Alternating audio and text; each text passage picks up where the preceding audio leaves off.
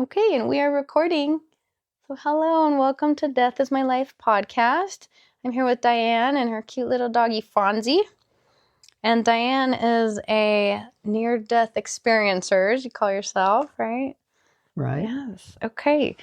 Can you just jump into telling us your story?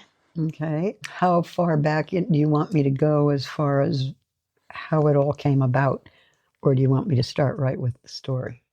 I think anything pertinent, whatever you want to talk about. Okay. Well, we were living in Chicago.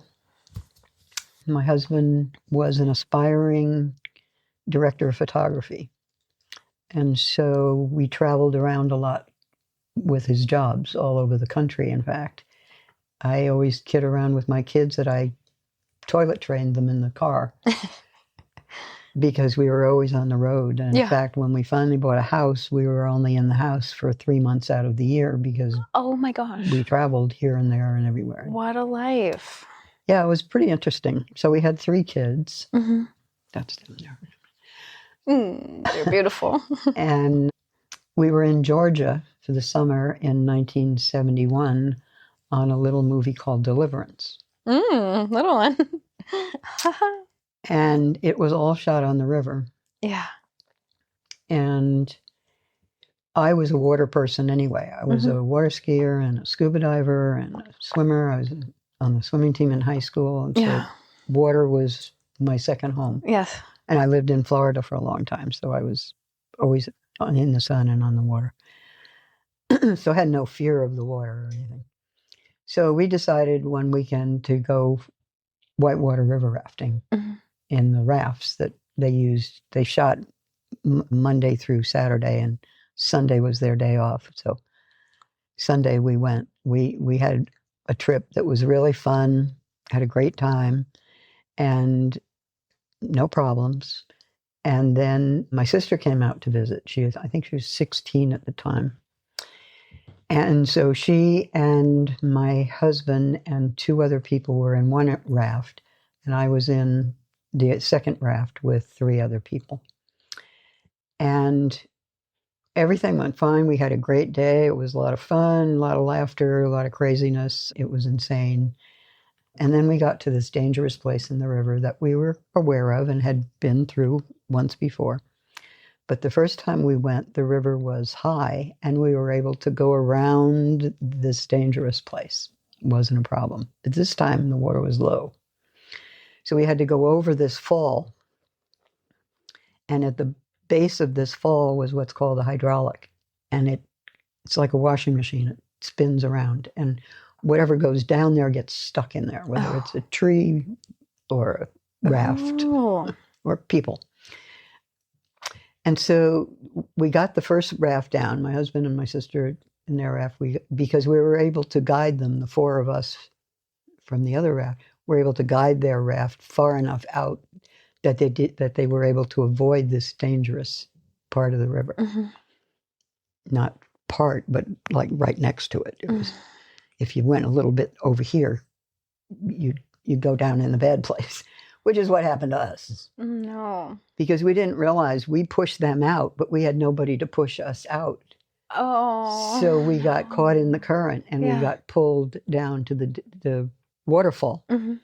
And the first thing that happened was the raft got turned around and fell over backwards. And the woman in the back of the raft was now in the front of the raft, and she got thrown out right away. And then the raft slammed down, and what happens is this churning action of the water, it held the raft right up against the waterfall coming down. And that's where I was, with the waterfall coming down. Oh my gosh. And I started to fall out of the raft. And one of the guys, as I was flying out, grabbed my arm and held onto my arm. And sorry. Okay, go ahead. So this went on for some amount of time. I mean, it's like so much is happening so fast that it's hard to know how long that was actually going on. But I was getting sucked down by the water and then pushed back up. And so I was back and forth. Oh my God. And what's going through my mind is I can't keep doing this. Yeah. So I don't know what made me say it, but I said, let go. Oh. And I heard him say, are you sure? And I said, yes. And he let go. And so I was pulled underneath the raft. And Oh. it's like a washing machine. Yeah. The water is going around and round and round. That's what keeps things in. And all of a sudden, I was watching my body. I was separate from I wasn't in my body anymore. I was watching my body.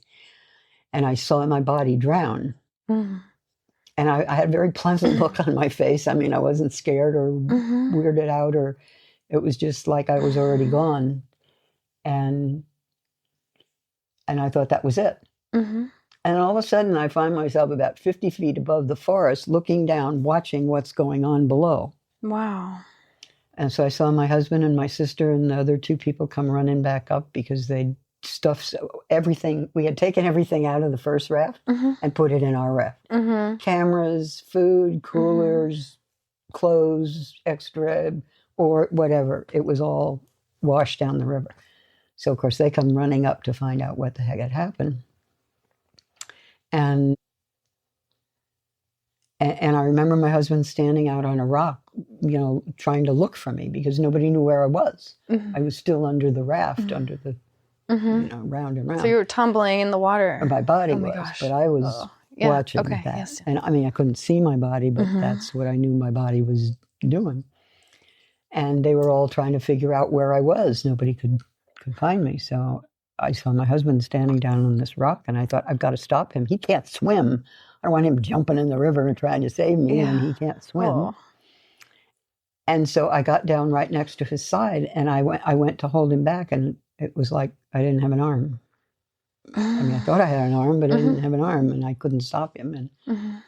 And then all of a sudden, I was gone, and I went flying, and then the next experience that I remember is being in the tunnel. I didn't think of it as a tunnel at the time. It's like that name has been put on it, but it's not a tunnel. My perception of what it was like Star Trek when the ship went into warp drive and it went zooming out into space. It was like that's what it was. I was going into space. Interesting. And I realized that I was accompanied by another being. And I hesitate to say who the being was because this happened to me in 1971. Nobody had ever heard of this. You know, it wasn't, there were no books, nothing. I didn't know what was happening to me. I didn't question it. I was here, I was there, you know, things happened. And I had nothing to base it on. You know, I'd been brought up Christian. I read the Bible. I knew all that stuff, but I wasn't religious. It didn't enter into my life at all until I started going to a Catholic church, and I think when I was about 16, and just being able to sit in all that statues and stained glass windows and gold, and you know, the priest he didn't speak English at the time, spoke Latin, so I had no idea what he was talking about, but it, you know, was peaceful. And I was still stressed out because my sister had died. I still, you know, I had to go back to school. I had to, oh, my sister, what do you mean my sister's gone? What do you mean? I didn't know dead. I didn't understand dead at 11 years old. So I had a tough time with religion and her dying and, you know, all of that. But so I converted to Catholicism. My husband was a Catholic. We got married in the Catholic Church. We both left the Catholic Church over the birth control issue because I had fibroid tumors, and the doctor said, if you have another child, it'll kill you. I had so many tumors. And so I went to the priest and I said, he said, well, you can't have an abortion. So I said, well, then I need to take birth control. Oh, well, you can't take birth control.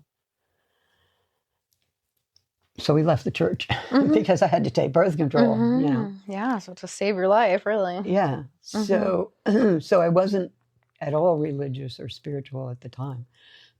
So this was all amazing to me, that I consciously was aware of what was happening to me in this state.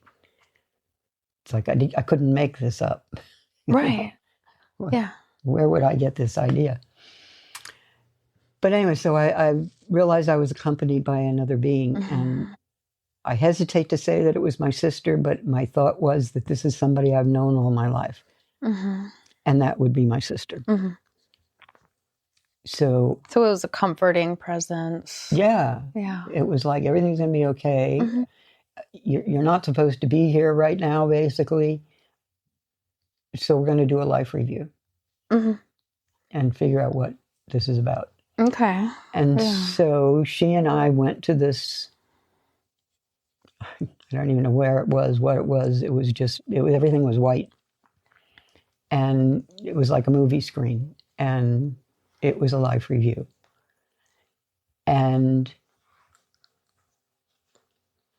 I had taken a wrong path. And that's complicated, but I wasn't doing what I was supposed to be doing in this life with myself and with this body and this person and this, what I went through. I'm supposed to do something with that. And I hadn't done anything but raise kids. I mean, that's important too, but it's like there was more. It wasn't supposed to be over at that time. Yeah. And so, we had these long philosophical discussions, and I learned about, I don't know, that's what those books are for. I spewed it all out into books at one point in my life. Probably, let's see, 20 some years later, was when I started writing about it. Oh my goodness. So anyway, it was like, it isn't your time. You need to go back. And, so before you go back, part of what you have to go back for is information that's going to be given to you. And so I just remember flying, and you talk about my paintings. These are the worlds that I traveled to during my near-death experience. So if you look at all of these crazy pictures that I did, paintings, it's like I couldn't put that into the books. I couldn't put that into words. Yeah. But I could do it with paint. Yeah. And they are amazing and colorful and like soothing. There's no hard angles in any of them. Yeah. So I'm hoping people will use them for meditation purposes, because you can get lost in them. I can see how you could, yeah. And it's just, if you let your mind wander, and you can, because there's no up and down, you can turn it. You have 4 different paintings. Oh, that's true. With each one. Yes. I'm starting to do some round ones next. I did a couple of them recently, and it's like, well, that would be easier, because then there's no side to side. It's just round, and so you can get lost, and that's what it was like. It was like, not only did I go somewhere, but I became that. I was absorbed into it, and it's like, that's what happens when you meditate on something like that. Your mind can't deal with it, so it shuts down, and your wisdom and your spirit is allowed to come through, and you learn to connect with that on a human level when you're even driving down the street. It's like you're still part of the spiritual world, and you know that. It's not just something you read in a book and somebody told you, and it's like, it's hard to explain to somebody who hasn't had the experience what it's like. So that's what I'm hoping these paintings will do. So that's it's funny, during COVID is when I decided, well, now's the time I could try to put it into paint. So I took that time, because I couldn't go out, to paint.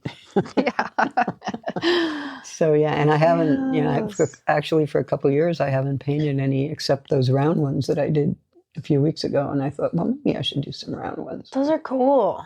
I like the round. Yeah, these are amazing. Yeah, a lot of fun. Take some pictures for my website for them. Sure. Okay. Absolutely. So then people like listening to the podcast can look at your pictures too. And they can go to my website. It's dianegoebel.com. Okay, I'll link that too. They can find my books there, and they can find all my paintings there. I'm not selling the paintings, but I do have a boutique where they can buy the paintings on, a shower curtain or a yoga mat or really? a purse or a wallet or that's a cool. phone case or, all kinds of things. That way more people can enjoy them instead of just, selling them to one person. Yeah. I love that. That's so cool. That's so fun. I know. That's great. So where was I? Oh, I like that one. The greens and the blues, and it looks like it's like looking into the ocean, like a reef underneath the clear water, like in Nassau when I used to scuba dive there. It was like that's what it was like. It's like so much to see, and it's just amazing. It just takes all of your attention off all your worries and concerns and whatever. Cool. And you just get lost in them. Yeah. Yeah. So. Where was I? So we... going back, I guess you had... Well, you had I know what it was. It was like, okay, so I'm going to go... I have to make up my mind. I have to make a decision whether I'm going to go... I was given a choice, actually. Okay. It was better that I come back, but if I didn't want to come back... But, I had 3 kids. Like, why wouldn't I want to come back? At the time, I still loved the husband. And... so I wanted to, and they said, well, okay, but you need to take this knowledge, this information back with you. And so I was put into this, all I can say, it's a crystal building. We were traveling to all these different universes that I went to. We were traveling through space, and then we'd come into another environment. And I would be shown a crystal building, and I needed to go through this building. So I spiraled up through this building, but as I went up, it was kind of like a gigantic library, but it wasn't books. And there were teachers there from all of our history, Earth history, the great thinkers, that kind of beings. And I just absorbed whatever they had to give me as I flew up through this. Did they have a form? Yes and no, because it fluctuated. It wasn't like a solid person or thing it's like I don't have the words. Yeah. That's why I paint. But the way I imagine it related to the Earth life that we have here is that I talked to all of the great scholars that helped build our knowledge base of what all of this is, and not just the Earth and not just the solar system, but out there and whatever's out there. Yeah, it's got to be more than this. Yeah, this can't be the only thing that this whole universe is about, right? Definitely. So yeah, I mean, somehow I absorbed knowledge as I went through this building, and I started looking up, and I saw that we were coming to the top of this building. I thought, well, we're moving pretty fast here, because it was like spinning. It wasn't like even just a slow thing. And all of a sudden I crashed through the top of it. It was like glass, and it shattered all over the place, and all these colors and sparkles, and it's like, oh my God, where am I? And my head popped out of the water downriver. Oh my gosh. I have no idea how my body got from there to there. Oh my gosh. You don't still to this day? No. I don't remember struggling. I'm a water person. Yeah. Many times something happened to me in the water, and my first notion was to get to the top and breathe. But it wasn't like that. And I had no injuries. I didn't have to be resuscitated. Oh my gosh. I looked up and saw my husband and my sister come running down the hill because they saw that I had popped up. And my husband came down and he pulled me out of the water, and he said, "What happened?" And I said, "Where have I been?" What year is it? How long were you underwater? Do you know? Well, who looked at a watch, Yeah. But I have seen a lot of videos of people in kayaks and rafts and Mm-hmm. falling out of rafts in that same area because it's famous for killing people. Mm-hmm. Yeah, it sounds dangerous. Several people have died there. Oh no. And the only thing I could do was time a guy in a kayak from the time he went over that fall to where I came out. Maybe, I don't know, 300 yards. I don't know. Just guessing. And nobody saw my body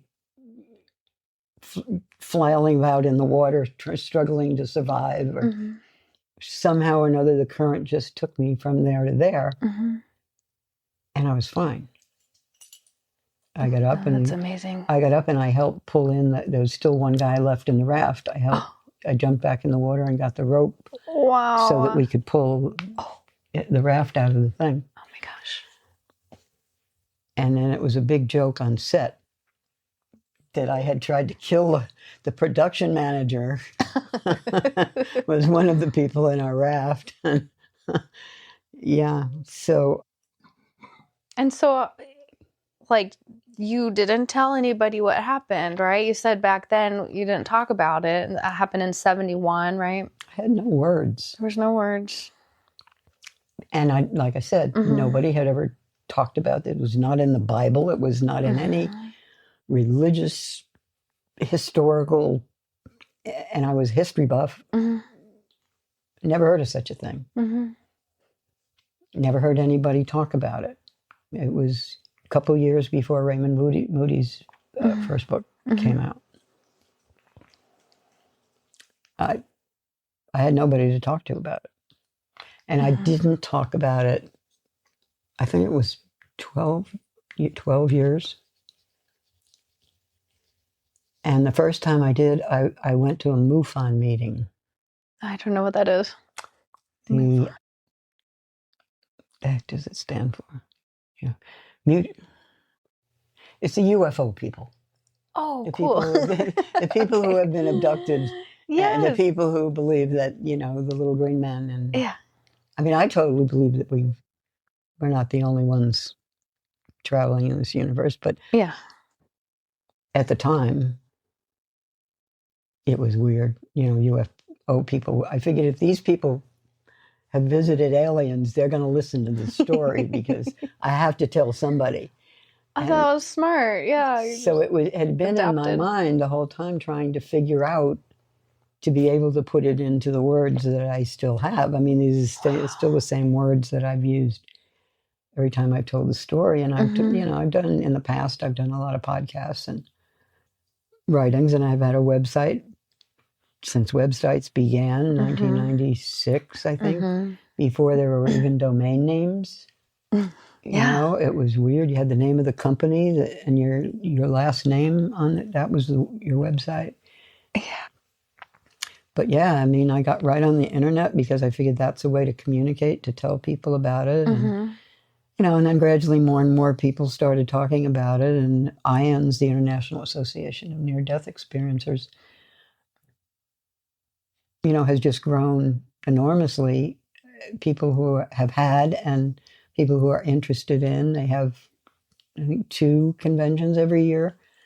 And, thousands of people attend, and they have speakers and presentations and panel discussions, and there's also scientific study about trying to figure what happens when we die. So it's kind of gone full circle from, when it happened to me and I was afraid to talk about it, I couldn't put it into words. Now it's like, I don't want to say it's common, but it's pretty out there. Definitely. Yeah. So how did you live with that experience, not being able to talk about it?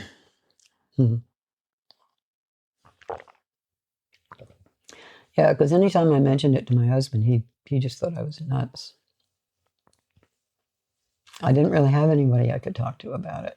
I didn't know anybody. I've always been a researcher, so and the internet was there, and as soon as I could get on the internet, I started finding things out.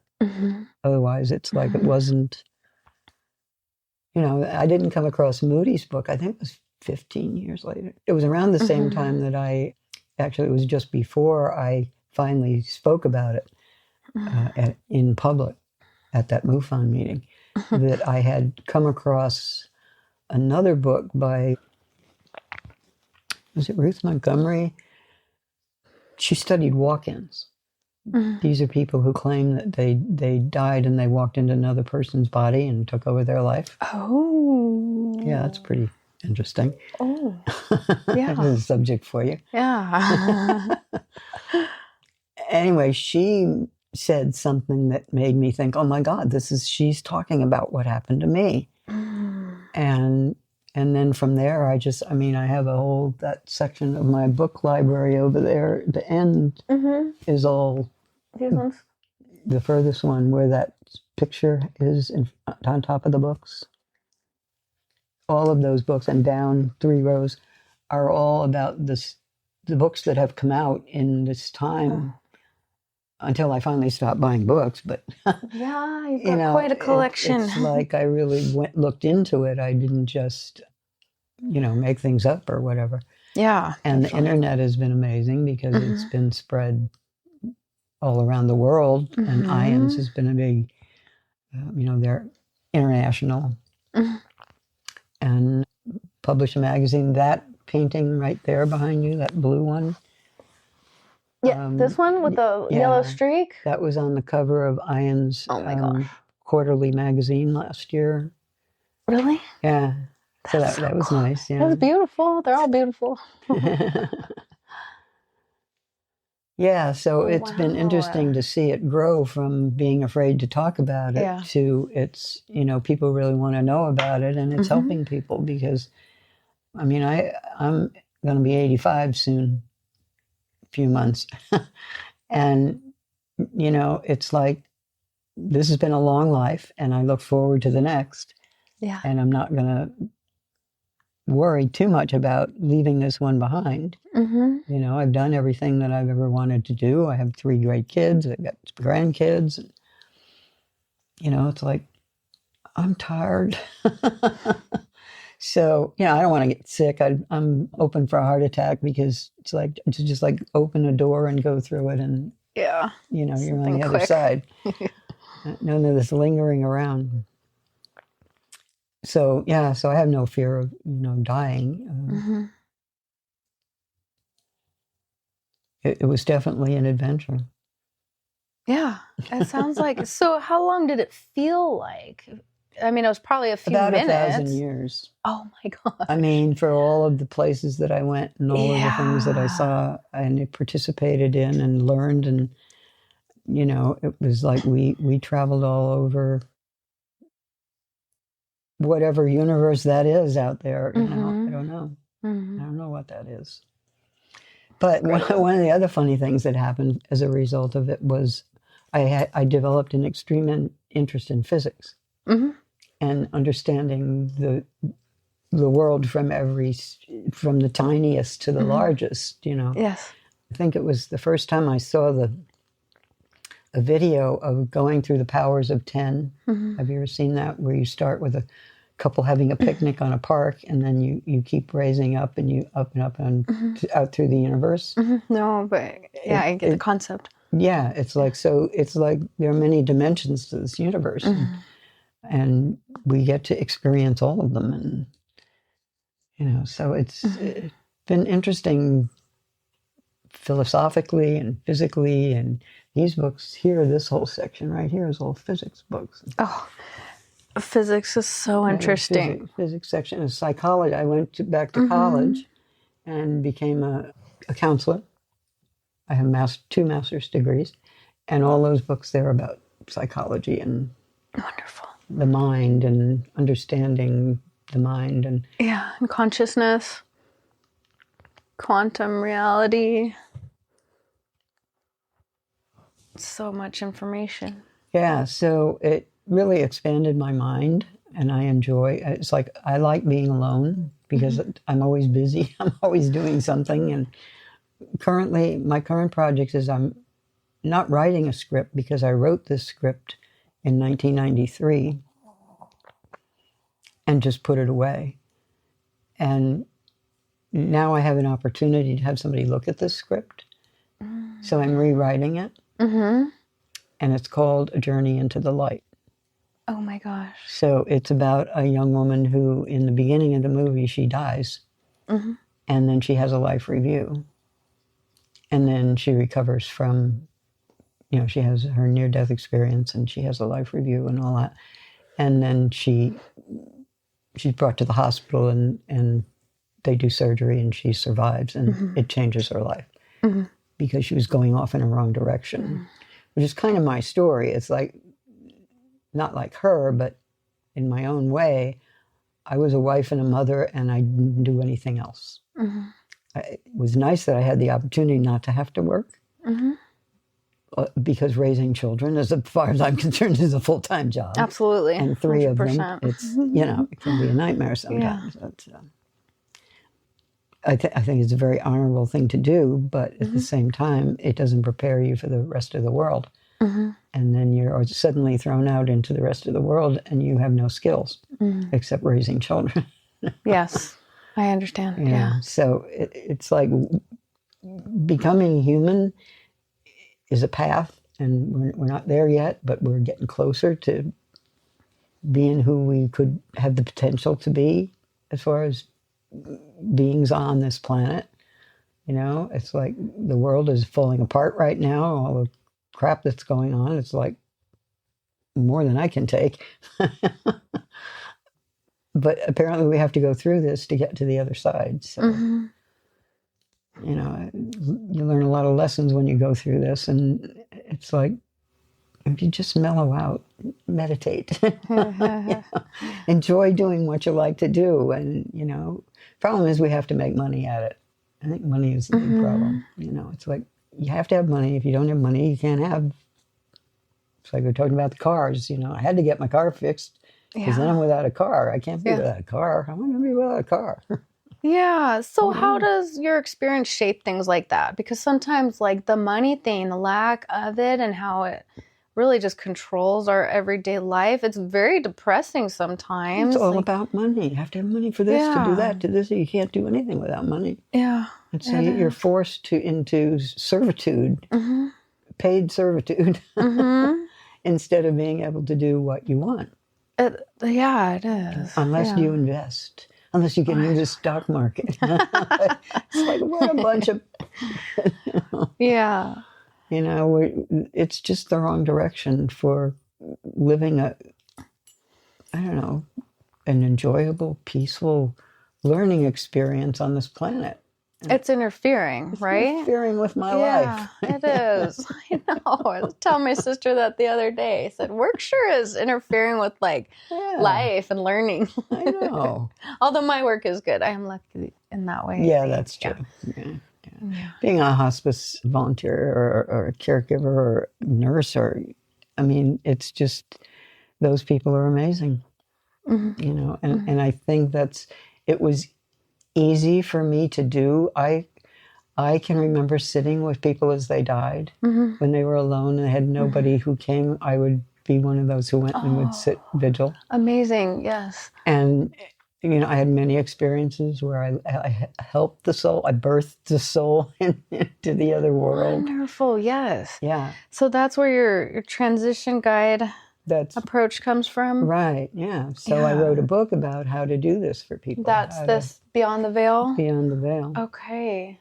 It's a book. I originally developed a course in how to be what I call transition guides. Like I said, I didn't like the word death doula.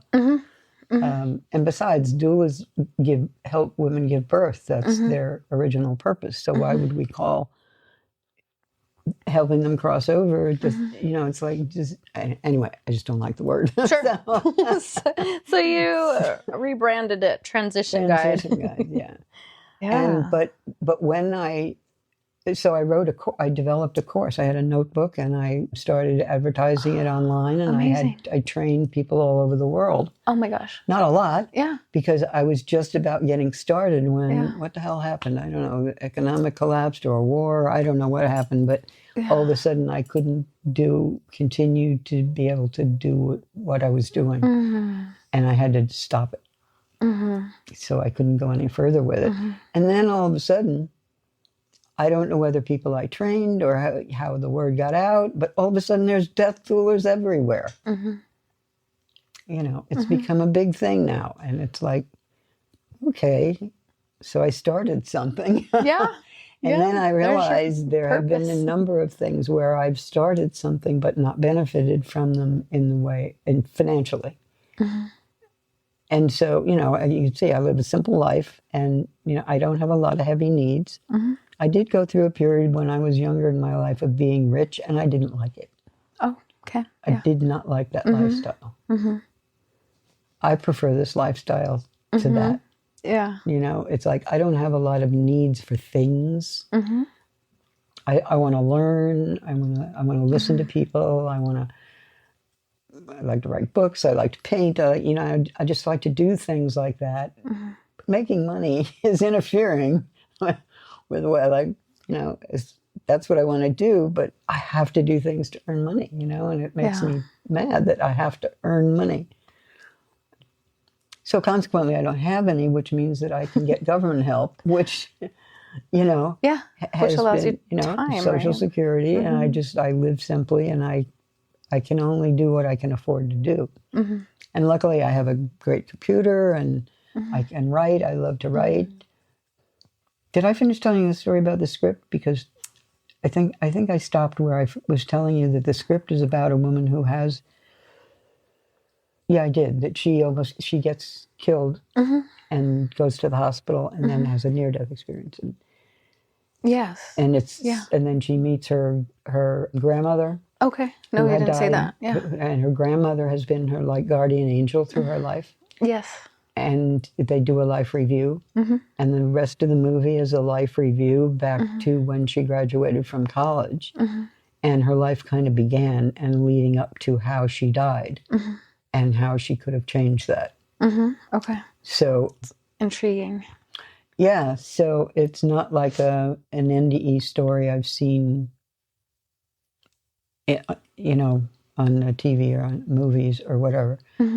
So I'm just trying to like explain visually what it would be like to have a near-death experience, because it's hard to put it into words that makes sense to anybody who it hasn't happened to. Definitely. You know, it's like, have you ever been to Italy? Well, talk to somebody who's been to Italy, because I have no idea what it's like, you know. Yeah. So the only thing I can do is give people the information, and they can figure it out for themselves without having to have a near-death experience. You know, it's not like take my word for it. I'm just trying to help people realize that there's more value in learning to live this life peacefully among various kinds of people with different ideas and different ways of, I mean, it's all interesting to me how people are so different in different parts of the world. Yeah. And I haven't done a lot of traveling, so I enjoy meeting people from other countries and finding out about them. And, you know, but boy, I don't know why people can't get along. What are we fighting about? I don't know. It's weird. It's hard with the computer warriors, and I don't know. Yeah. I don't know. This younger generation, I feel so bad. I know. I keep hearing that. I don't know. Yeah, and I have grandchildren. It's like, oh God, what is it going to be like for you? Yeah.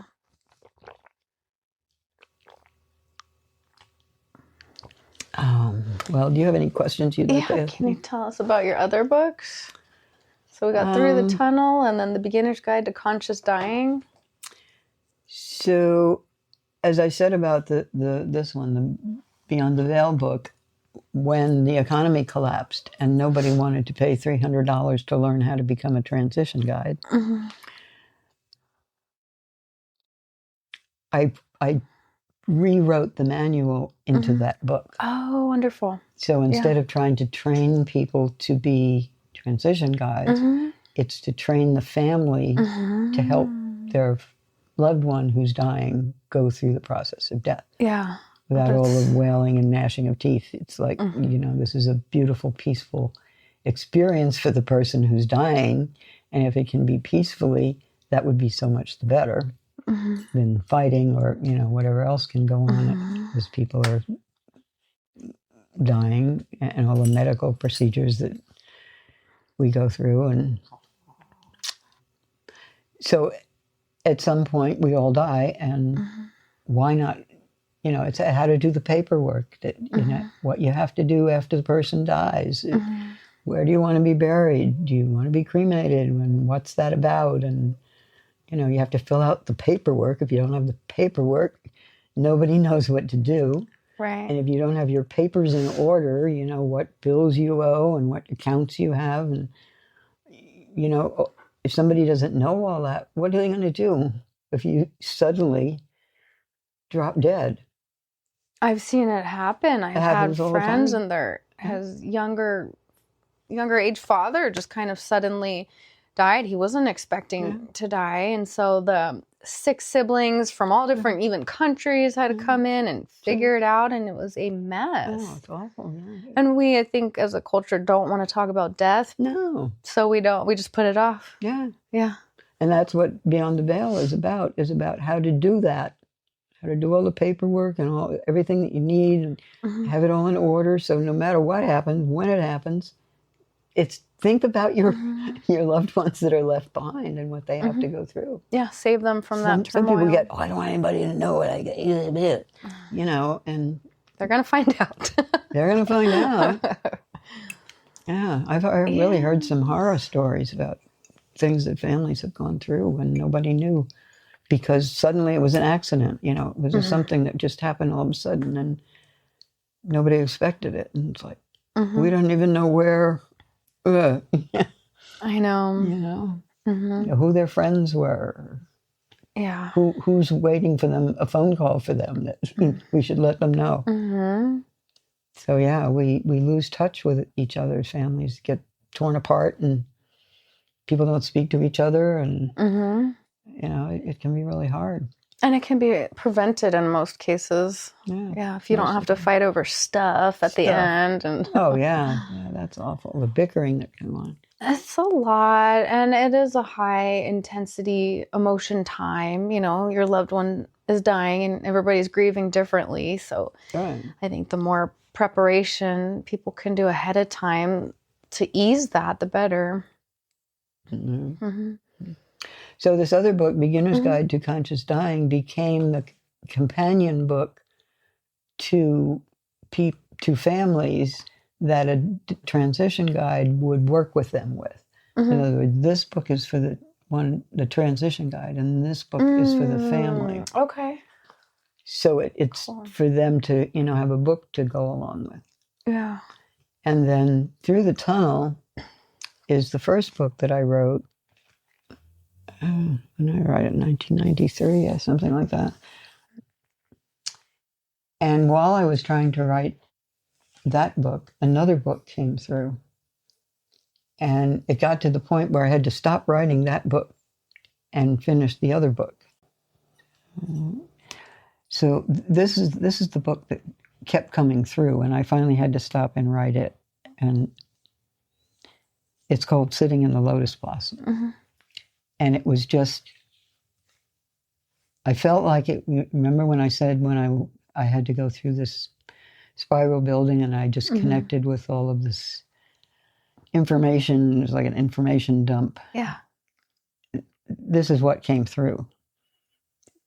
I think from that experience, it's like, I was rambling, philosophizing, trying to explain what I learned, or I didn't say, I talked to this person or that person, but it was like that. It was like each entity that reincarnated on Earth and became Socrates or Plato or a person that we study in history about what they said, what they thought, and how their minds worked.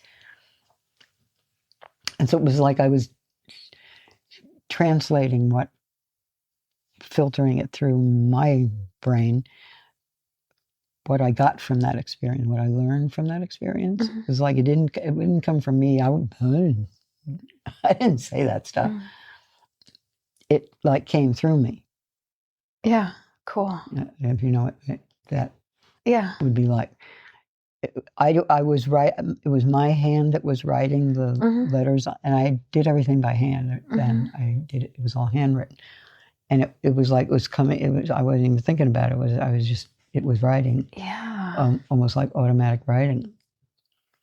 Until it finally, I finally connected the two, but it took me many years. But it was more like I had no control over it. I had to write this book. And I had to stop writing that book until I finished this book. And then when it was finished, it was finished. Yeah. And then I finished that book. So Through the Tunnel is when I first started looking into near-death experiences, and when I started finding other people who had written things about it, and it became okay to talk about it. It's like if you talked about it, you were a crazy person. So I didn't talk about it. But then at some point it became enough in the consciousness that it was okay to talk about without being looked at like you need to be put away. Or with some kind of religious nut. And I'm no longer religious. I got over that a long time ago. I'm a spiritual person, and I just feel connected to the whole world, and it's not about there's a God, or it's not about that. But it's because of what I've been through that I feel that way. Definitely mind bending. So anyway, this was more or less my looking into history and finding out. One of the interesting things that I read at one point was that back in the Egyptian days, that if you were a candidate to be a pharaoh, you had to be put in a sarcophagus, and all the air sucked out of the sarcophagus so that you would have a near-death experience. Oh. And then be brought back. It was certain, they learned the time. And if you had a near-death experience, then you became this all-powerful being that understood the whole universe and would be Pharaoh. Okay. Yeah, and they were young, so they're doing this to children. Yeah, they were. Well, even the Dalai Lama, they choose them as children, and they raise them to express that whatever it is that they find in them that relates. Yeah, I mean, I can see the benefits in that as a leader. Yeah, there's so much more to the universe than what we can conceive of, and it's just amazing to have had. That's why I feel like I had a glimpse into something that's beyond this, and it was a reality. It wasn't something I made up. Yeah, no. I was 10 years old when my sister died, and I started questioning death and thinking about it, because I didn't know people died until my sister died. What do you mean she's gone? Oh, and then there was more. Oh, so then my father's reaction to her being killed was to take us away on a 30-day cruise to South America, my mother and I. I'm still like, what? Why would anybody do that? But while we were away, he sold our house and he bought a new house. And he got rid of all of our clothes and toys, and everything that we owned in that house was, I guess, sold with the house. I don't know. Oh. And we had all new clothes and new dishes and new towels. And that's really shocking. My sister wasn't there anymore. Yeah. And I was, 10, 11 years old. And had to go to a new school. Didn't know anybody. That was traumatic.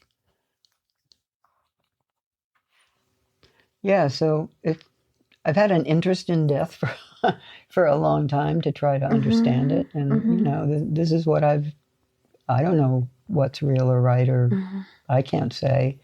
I'm not special in any way. It's just, this is something that happened to me for some reason.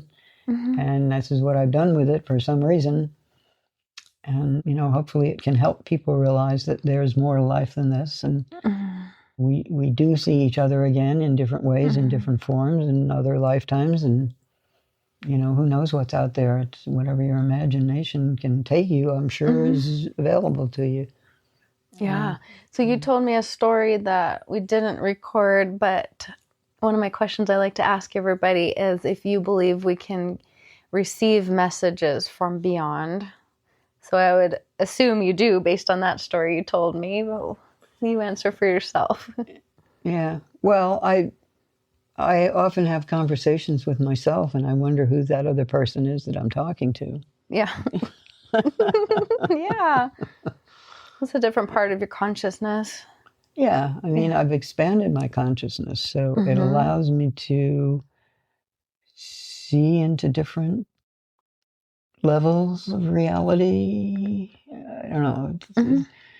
On a physics basis, it's like the further away you get from something, the smaller it gets, but it doesn't change. It's still there. And so it's like there's a wider range of who we are and what's available to us and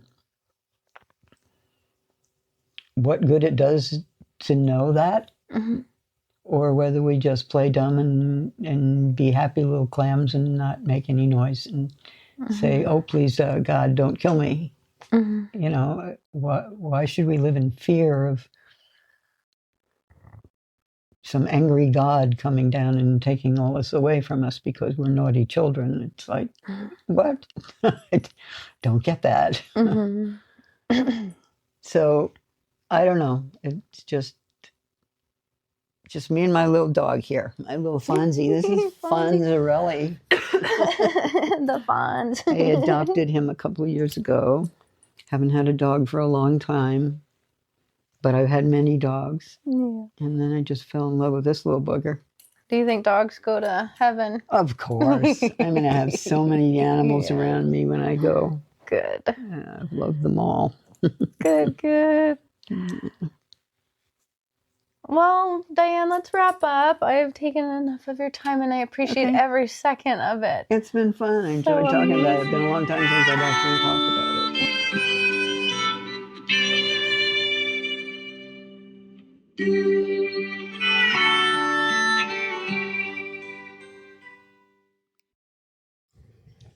Hey, thanks for listening.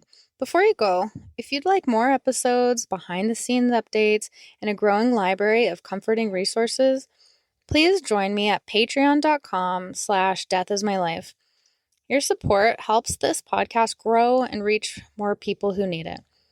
And if this episode resonated with you, please share the podcast with someone who might find comfort in it too. I'll see you there. This episode is brought to you by Havern Cabinetry and Design, a family business built on more than 50 years of master craftsmanship. Since 1972, owner Rick Havern has delivered immaculate, custom-built cabinetry and countertops for projects of every scale, from luxury homes to hotels, hospitals, and retail environments.